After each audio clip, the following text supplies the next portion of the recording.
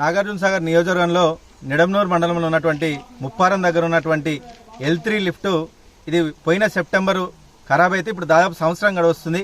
ఇక్కడ స్థానికంగా ఉన్న రైతాంగం మాత్రం పెద్ద ఎత్తున ఇబ్బందులు పడుతున్నారు. ఈ కారు దాదాపు 4800 ఎకరాలు ఇప్పటి వరకు కూడా వరి సాగు లేక వాళ్ళు నీటి కోసం ఎదురు చూస్తున్న పరిస్థితి. దీనికి టెండర్లు వేసి ఇప్పటి వరకు పూర్తి కాకపోతే దాని మీద ఒక్కసారి కూడా సమీక్ష చేయకుండా ఇక్కడ స్థానికంగా ఉన్నటువంటి కాంగ్రెస్ నాయకులు కానీ అక్కడ ప్రభుత్వం కానీ ఏమాత్రం పట్టించుకోవట్లేదు.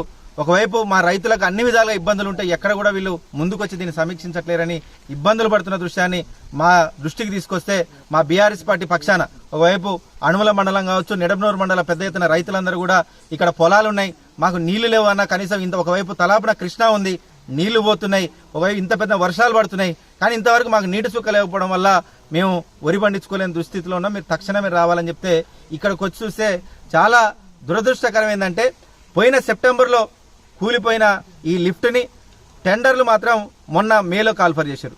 మే నుంచి కరెక్ట్గా 2 నెలలు పనిచేస్తే అయిపోయి లిఫ్ట్ని కూడా ఇప్పటి వరకు పూర్తి చేయకపోవడం వల్ల ఇక్కడ రైతులు పెద్ద ఎత్తున ఇబ్బంది పడుతున్నారు.